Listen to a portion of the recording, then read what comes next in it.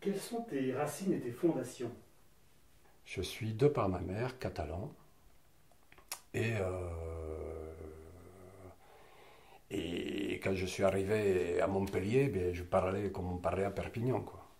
Alors j'arrive à la faculté de lettres, Paul Valéry, et juste après le portail, il y a un grand pré, et là, il y a au moins 500 gonzesses. Moi, j'arrive pour la réunion, et Mademoiselle, excusez-moi, j'ai rendez-vous à l'Atrium. Est-ce que vous pouvez Et là, elles rigolent toutes.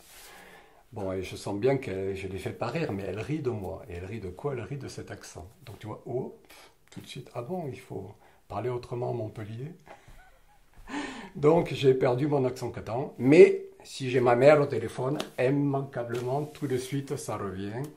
Bon, parce que j'ai grandi à Argelès-sur-Mer. Et Argelès-sur-Mer de mon temps, il y a deux grandes choses. La société d'escrime, guidée par Maître Azema, et la société de rugby avec la grande famille Lièvremont qui sont à Argelès, et Marc qui est celui qui a mon âge et avec qui j'ai grandi, voilà, avec Pierre Ailagas. Voilà. Et entre ces deux personnages, ben ouais, j'ai dû me construire. Et c'est étonnant comme l'un et l'autre, ils avaient une idée de ce qu'est d'être un homme. Et chacun a essayé à leur manière de me l'enseigner. Moi qui étais déjà grand mais tout maigre, donc j'en avais pas tant la carrure, j'avais les cheveux longs, ça collait pas des masses. Voilà, et puis oui, j'avais des gestes un peu efféminés, et puis je faisais déjà de la poésie, enfin des trucs qui collaient pas vraiment peut-être à leur point de vue à eux, des hommes, et c'était touchant, comme l'un et l'autre, ils m'ont pris entre quatre yeux pour me dire, bon écoute, moi, à ton âge, voilà, ils m'ont expliqué leur vision des choses, comme un père, quoi, finalement. C'était touchant que l'un et l'autre, à un moment donné, ils deviennent la figure paternelle. Mais bien sûr, j'ai grandi auprès de mon papa, et bon, enfin, voilà, ça, c'est le pays. Alors, mon papa n'est pas catalan. Mon papa est de Nîmes, il est d'Uzès, il est né à Uzès, il a grandi dans les petits villages, au Bussargues, pour ne pas le nommer. Voilà, et là, c'est le côté un peu voilà, de gardois. Euh, Tauromachique, là, pour la peine. Hein, bon. Mais j'ai grandi à Perpignan, Argelès-sur-Mer, et mes racines, elles sont là. Au sein de ce pays catalan, parce que dès que ma mère arrivait, ma mère n'a jamais parlé que catalan avec sa maman. C'était sa langue maternelle. Et finalement, je me demande si c'est pas ma langue maternelle, la langue catalane. Tu vois, ça m'est arrivé une fois où je suis allé à Sète, ce festival de poésie, tu sais, les eaux vives, je crois. Non, c'est ça, c'est Les voix vives. les voix vives, voilà. Et donc une fois, je vais passer une journée à Sète à écouter gratuitement des gens dire de la poésie dans la rue, là, à certains endroits. Et à un moment donné, il y a une dame, c'était pas du catalan, c'était de l'espagnol, mais elle se met à lire. Et moi, mais je prends une torgnole, mais je suis atterré, je suis effondré, je m'effondre en larmes. Je sais pas, un coup de hache, je crois que c'est le fendu en deux. Cette parole-là, et donc je sors groggy du truc, mais complètement bouleversé, quoi. Je titube dans les rues de Sète. En plus, bon, c'est en plein été, donc il fait chaud. Et je me dis, mais qu'est-ce qui t'est arrivé, quoi? C'est quoi l'histoire avec cette poésie, cette poète espagnole? Et je me suis dit, mais en fait, ça t'est ressurgi, c'est ta langue maternelle. C'est la langue que parlait ta maman avec sa maman. Et donc, voilà. Alors, elle s'est interdit de me parler catalan, et toi, c'est bien dommage. Elle m'a parlé français, parce que, bon, à ce moment-là, il fallait parler français aux petits français. Le catalan était interdit à l'école. Enfin, pas de mon temps, mais du temps de ma grand-mère, elle me raconte souvent ça, qu'il fallait plus parler catalan, il fallait parler le français. Mais voilà, donc peut-être que c'est resté, peut-être que ma grand-mère l'aurait très mal vu que ma maman me parle catalan dans l'intimité, tu vois, de l'homme du foyer. Donc ça se faisait pas. On parlait français, mais entre elles, en secret, tu vois ce petit secret là, qui devient de plus en plus énorme. 7 langues maternelles qu'est le catalan. Tu viens d'évoquer ta grand-mère. Oui. Tu peux nous dire sur ta grand-mère, t'es élevée apparemment si j'ai bien compris. Bah, voilà, alors c'est ma grand-mère Trinité. Elle rattaque comme prénom. Trinité, c'est elle qui s'appelait Carme Saulinas, son prénom de jeune fille. Et bon, eh bien, mes parents travaillant, c'est à elle que j'ai été confié, enfant. Et voilà, jusqu'à mes 3 ans, c'est elle qui m'a gardé. Et donc, voilà, et donc j'ai un lien. Il y avait aussi mon grand-père. Alors, il est mort entre-temps, dans l'intervalle des 3 ans, il est mort, il est décédé. Et j'ai des souvenirs, ouais, j'ai des souvenirs de lui vivant et de son cercueil aussi. Mais finalement, quand j'ai raconté tous ces souvenirs-là, on m'a dit non, pas du tout. Donc effectivement, comme les plus vieux souvenirs de l'enfance, c'est souvent des rêves qu'on a fait plus tard. Et en ce qui concerne mon grand-père, c'est des rêves que j'ai fait plus tard. Donc bon, voilà. En tout cas, bon, il y avait, mais enfin, il y avait cette mamie-là qui était une mamie gâteau, quoi, une mamie tendresse, une mamie bisou, une mamie, voilà.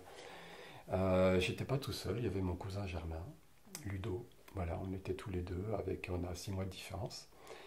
Et voilà, on était voilà, avec ces grands-parents-là et avec cette mamie gâteau. Voilà. Et on a grandi au sein de cette tendresse. Et qu'est-ce que tu peux me dire de plus sur tes parents? Alors, c'est une manière de me définir aussi, parce qu'Argelès-sur-Mer, eh bien, je suis le fils du cordonnier. Voilà, j'ai toujours été comme ça, de tout le temps où j'ai vécu à Argelès. J'ai été le fils du cordonnier, donc mon papa, voilà, est le cordonnier d'Argelès-sur-Mer. Alors, c'est un gros morceau, hein, c'est un gros morceau. Les gens venaient de loin pour apporter leurs chaussures au cordonnier d'Argelès-sur-Mer, et aussi parce que ça s'appelait multiservice, donc il faisait strictement de tout. Et je me rappelle de ses débuts où il a réparé des landaux, on amenait vraiment de tout au cordonnier d'Argelès. Bon, puis à un moment donné, il y a eu vraiment trop de boulot. Et on a arrêté de réparer les landaux. Mais voilà, moi qui ai travaillé avec lui 4 mois, pour revenir sur le droit chemin, on en a déjà parlé. Et puis après, pendant ses vacances à lui, quoi, pour lui permettre de partir en vacances, comme il m'avait appris un peu le métier, pas le métier de la chaussure, hein, mais le métier du cuir. Voilà, donc j'allais dans mes mois d'août, les années suivantes, jusqu'à ce que je réussisse finalement ce concours, hein, que j'ai un salaire. J'ai bossé tous les mois d'août à la cordonnerie d'Argelès-sur-Mer. Voilà, ça c'est du côté de mon papa. Alors du côté de ma maman, elle est secrétaire. Elle est secrétaire de direction. Et après avoir été secrétaire d'un grand avocat de Perpignan, elle est devenue enseignante. Donc tu vois, mon envie d'enseigner, certainement aussi, il vient peut-être de là. Voilà, elle a enseigné dans des écoles privées, la sténo-dactylo. Qu'est-ce que tu as appris d'eux? Bon, alors de mon papa, ouais, il m'a repris un peu, hein, il m'a remis les idées en place, quoi. C'est-à-dire que je m'étais paumé aux Beaux-Arts. Donc je m'étais un peu paumé aux Beaux-Arts. Et mon papa, qui a certainement aidé de ma maman, qui ont senti ça, sont venus me chercher. J'étais à Marseille. Sont venus me chercher, ont payé mes dettes, ont ramassé mes meubles et m'ont ramené à la maison. Là, j'ai eu une alimentation saine. Et comme j'avais de grosses dettes, mon papa a dit, pour me rembourser, tu vas bosser avec moi. Et donc, je suis allé travailler dans ce magasin-là. Donc, c'était avril, tu vois, quelque chose comme ça. Et comme il travaillait, lui, la chaussure, et puis, si tu veux, le magasin était en 3 parties. Il y avait un stand avec de quoi travailler la chaussure, et puis derrière, un atelier pour la gravure, les clés, et puis tout le travail du cuir, réparer tout ce qui est en cuir, bottes ou blousons, changer les fermetures éclairs, etc., etc. Et donc il m'a dit, bah, toi tu seras dans le fond là-bas, je vais te filer, voilà. Donc moi j'étais au fond de l'atelier. Et voilà, et j'ai appris donc à changer une fermeture éclair, à faire des gravures, à faire des clés, etc. Et puis voilà que la mi-juin arrive, la douceur, et moi ça faisait déjà 2 mois et demi que je faisais le lardin. Donc, à un moment donné, je lui dis, bon, écoute, papa, c'est l'été quand même. Parce que depuis quoi que j'ai bossé tous mes étés, mais quand même l'habitude du système scolaire, juillet, août, tu pourrais, est-ce que je pourrais avoir un peu de vacances? Et par exemple, est-ce que je pourrais venir bosser que le matin, par exemple? Et là, sa réaction a été fracassante. Il a dit, ah non, non, non, non, non, tu laisses tomber. Alors si c'est ça, tu laisses tomber. Parce que tu sais quoi? Alors tu vas venir le matin, tu vas nous faire chier, à nous demander les trucs, on va te montrer tout, et au moment où tu pourrais être un poil productif, tu vas te casser. Ah non, mais c'est ça, mais laisse tomber, quoi. T'as rien compris à rien. Le boulot, c'est pas ça. Si c'est ça, tu laisses tomber. Et la gifle que j'ai pris, parce que je m'attendais un petit peu à ce qu'ils me disent, bah oui, mon petit chéri, bien sûr, ça fait déjà 2 mois et demi que tu bosses, on va t'autoriser à prendre des vacances. Ben non, pas du tout. Mais ouais, ouais, vraiment, ça a ébranlé les choses et en fait, ça les a remis en place. C'est-à-dire, ah ben oui, hein, c'est ça la vie. Ouais, ouais, ouais. C'est ça le. Mais l'idée du travail, je ne sais pas, peut-être que tant d'années de faculté ou d'école des beaux-arts m'avait fait un peu paumer, quoi. C'était quoi que travailler, quoi. Travailler 8 heures par jour, commencer un travail et le finir, en fait, c'est ça. Commencer quelque chose et le finir. Donc, certainement de mon papa, j'ai appris ça. Alors après de ma maman, alors je dois beaucoup à ma maman et notamment la maîtrise du français parce que étonnamment et comme je le dis souvent à mes élèves, j'étais un mauvais élève. Bon, j'étais fort en maths, ok, mais à part ça, et en orthographe c'était terrible. D'autant que de notre temps, rappelez-vous, 5 fautes de grammaire et B c'était zéro. Et là, ça faisait très mal. Et donc j'arrive en CM1 et boum, boum, boum, zéro, zéro, zéro, zéro, les zéros s'accumulent. Et ma maman me dit, bon, mais on va récupérer le truc. Donc, mercredi et dimanche, on fera une dictée. Et comme mon papa n'avait pas fait beaucoup d'études et il était quand même plus fort que moi en orthographe, mais enfin, ça l'amusait bien de le retravailler, de continuer à travailler son orthographe, eh bien, le mercredi, le dimanche, ma maman faisait la dictée à moi et à mon papa. Et c'était fondard, en tout cas, enfin là ça commence à me plaire, c'est-à-dire à réfléchir sur la langue. Pourquoi ça s'écrit comme ça? Est-ce qu'il y a une bonne raison? Ah mais oui, il y a une bonne raison. Et parce que j'étais récompensé par le fait de faire de moins en moins de fautes, ça m'a plu. Et voilà, jusqu'à aujourd'hui, et j'adore enseigner cette orthographe qui est terrible, même si des fois j'aimerais bien lui tordre le cou ou avec les enfants, je leur dis, oui, alors ceux qui font les dictionnaires, ils ont décidé que. Mais franchement, ça serait moi. Bon. Mais voilà, l'amour, hein, l'amour du français. Et après, tout à l'heure, tu vois, je t'ai parlé de sténodactylo. Et elle fait de la sténo, mais la sténo kabbalistique, là, ça porte un nom, je ne pourrais pas te le redire, mais c'est des symboles, voilà. Et c'est très très étrange ça. Et ça m'a toujours très très intrigué. Et régulièrement, je lui demande de m'apprendre encore à passer dans cette codification-là, parce que là, tu vois, il y a, je sais pas, il y a du divin, mais comment te dire? C'est proche du parler en langue. Alors peut-être on va y venir à la religion, et je vais t'avouer que j'ai pas un brin de croyance en quoi que ce soit, mais le parler en langue et cette écriture sténo qui ne renvoie à rien. Bon, le parler en langue, pour le définir, c'est les gens qui veulent faire une prière, plutôt que d'en faire dans leur langue maternelle ou dans une autre langue, eh bien ils font des onomatopées.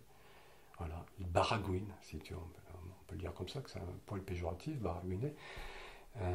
Au niveau étymologique. Mais bon, voilà. Voilà. Et moi.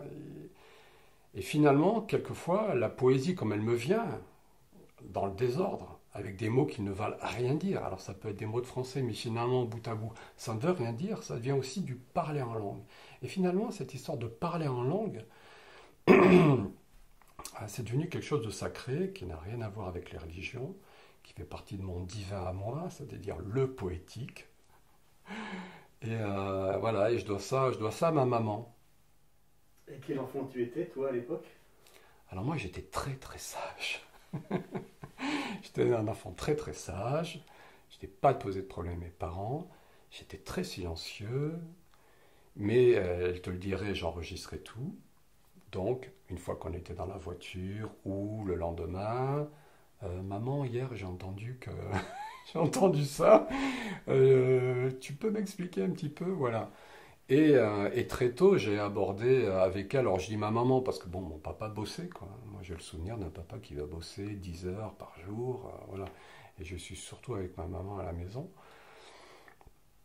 Et il y a une intimité là qui se crée et parce qu'elle elle m'a jamais dit t'es pas assez grand. Et ça c'est bien, c'est quelque chose qu'il faut pas dire aux enfants, il faut leur expliquer à leur au niveau de leur âge, mais il faut trouver les mots. Et il y a 4 ans, on peut dire à un enfant de 4 ans comment on fait un enfant sans dire qu'il naît dans un chou-fleur, non, on peut dire la vérité, mais avec des mots destinés à un enfant de 4 ans, et puis à 6 ans, et puis à 8 ans, à 10 ans, etc. Voilà, et bon, et voilà, très très sage, très silencieux, très observateur. Mais est-ce que je suis resté finalement, hein, tu m'invites à une soirée, je vais pas l'ouvrir énormément, quoi. Mais je vais tout entendre. Tu as des frères et sœurs? Alors j'ai une petite sœur. Quels sont tes rapports avec elle? Où étaient tes Ah, rapports avec elle? non, non, ils sont... Alors oui, alors il y a 2 temps, hein. Donc quand ma sœur naît, j'ai 10 ans. Donc autant dire que en fait, je suis comment on dit, un enfant seul, unique, merci. Un enfant unique. J'en ai toutes les caractéristiques hein, de l'enfant unique. Mais voilà, à 10 ans, une petite sœur arrive. Je préfère un petit frère. Bah, j'ai 10 ans, donc j'avais envie de jouer à des jeux de garçons avec ce petit frère-là. Bon, c'est pas un petit frère, c'est une petite sœur. Mes parents sont comblés, ils ont un garçon et une fille. Voilà, l'histoire s'arrête là, au niveau de la fratrie. Bon, et c'est très fort avec ma sœur. Parce que je t'avouerai que son complexe d'Édipe, eh ben, elle a fait sur moi. C'est-à-dire que moi, j'ai une petite sœur qui a l'âge de 2 ans, de 3 ans, je ne sais pas à quel âge elles ont ces petites filles-là quand elles te disent hein, qu'on se mariera quand on sera plus grand. Et, euh, et moi, avec mes 10 ans, c'est-à-dire pas assez de maturité pour prendre du recul et pour lui dire la réponse qu'elle attendait, mais bien sûr, ma chérie, ne t'inquiète pas, ou alors non, ou alors, bon, tu sais, les frères et sœurs, ils... Non, j'étais dans l'incapacité, à l'âge de 10 ans, de 12 ans, de 14 ans, de recevoir cette tendresse. Et donc, je pense que c'était très dur pour ma sœur d'avoir de la tendresse à donner et de ne pas pouvoir la donner. C'est-à-dire, je ne pouvais pas être en contact physique avec ma sœur. Je ne pouvais pas la prendre dans mes bras, je ne pouvais pas accepter un geste tendre de sa part, et donc, et immanquablement, ça lui venait naturellement. Et je la renvoyais dans les calanques, quoi. Et donc, j'imagine, enfin oui, je l'imagine, même si elle ne s'en souvient pas, parce que j'aborde le sujet souvent avec elle, mais elle ne se souvient pas vraiment de cette souffrance-là. Mais bon, j'étais pas du tout un grand frère sympa parce que j'étais incapable de partager de la tendresse avec cette petite sœur qui ne demandait que ça. Non. Et il a fallu que je quitte la maison pour que... Donc je suis parti à 18 ans, ma sœur en avait 8. Et là, après le coup de fil à maman, papa, eh bien, je prenais ma sœur au téléphone. Et là, il a commencé à se construire autre chose. Parce que ma petite sœur, ben, elle a commencé à me parler comme une grande sœur, malgré son âge. Alors j'étais étonné de ce qu'elle me disait, des sujets qu'on abordait. Et là, il y a une connivence qui s'est créée entre elle et moi et qui s'est jamais cassée, quoi. Donc on est très très proches. Aujourd'hui, j'accepte sa tendresse. Je suis capable de prendre ma sœur dans les bras, de lui faire des bisous. Enfin bon, il n'y a pas de souci. Finalement, on n'a pas cette habitude-là non plus, hein. Mais en tout cas, ça nous arrive. Et d'ailleurs, ça l'étonne. Elle dit oula, il se passe quelque chose là. Qu'est-ce qui est? Tu vas bien aujourd'hui? Bon, elle blague avec ça, mais ouais. Donc, on est très très proches. Et Quand tu étais petit, quels étaient tes rêves? alors, étonnamment, parce que finalement, quand viendra l'heure, je me porterai objecteur de conscience. Mais petit, je voulais être militaire. Peut-être comme tous les petits enfants qui achètent des soldats en plastique, etc., etc. Et bon, voilà, donc c'était un grand fantasme d'être militaire. Et puis, bon, ça m'est un peu passé avec l'adolescence. Comme j'étais fort en maths, on m'avait prédestiné à l'INSA, rien que ça, à l'école d'aérospatiale à Toulouse. Et donc, on avait bien étudié le truc, le cursus. Et donc, en seconde, je suis allé dans une seconde spéciale à Perpignan. Bon, ça peut, SP, peu importe. Voilà, et puis finalement, je crois que jusqu'en troisième, c'était facile. Et donc, j'avais de bonnes notes sans travailler. Et puis après, subitement, j'ai plus compris. Franchement, au lycée, je n'ai plus compris. Je n'ai plus compris le cours de maths. En français, j'ai jamais été trop bon. Mais les maths, tu vois, les maths, les sciences, quoi. Au lycée, j'ai plus compris. Sans travailler, non, j'y arrivais plus. Et d'ailleurs, j'ai repiqué mon bac, tu vois. Le bac S sans travailler, du premier coup, c'est pas possible. Il a fallu que j'y retourne. Bon, voilà. Et puis, essayant de grappiller des points pour le bac, je suis allé en art plastique. Tu sais, tu avais droit à deux options. Alors j'avais pris tennis. Bon, j'ai pris un 4 sur 20. C'était pas très bon au tennis, mais ma foi, j'avais une raquette. Donc, comme tu pouvais que gagner des points, donc allons-y, j'ai fait tennis. Et après, j'ai fait art plastique. Mais là, par contre, en art plastique, j'étais avec ceux qui étaient en A3, avec la classe d'art plastique. Et là, j'ai rencontré des personnes qui sont toujours mes amis aujourd'hui. Et là, j'ai pris ma décision, quoi. C'est-à-dire que j'ai dit non, mais c'est eux qui ont raison. C'est-à-dire qu'à leur contact, j'ai eu l'impression que les scientifiques, ils allaient chercher au bout de la lorgnette, aller chercher dans le plus petit, toujours le plus en plus petit, et ce qui est complètement faux, hein, mais c'est un sentiment en terminale, d'un univers qui se rétrécissait de plus en plus, qui devenait minuscule, alors que au contact de ses amis qui étaient en art plastique, qui faisaient de la peinture et aussi de l'histoire de l'art, mais aussi de la philo, parce qu'ils avaient 5 heures de philo, je crois. Bon, voilà, un univers qui devenait de plus en plus grand. Et j'ai dit, bon, ben voilà, ben l'an prochain, je fais les beaux-arts, hein, c'est décidé. Bon, ça a un peu surpris mes parents, mais voilà.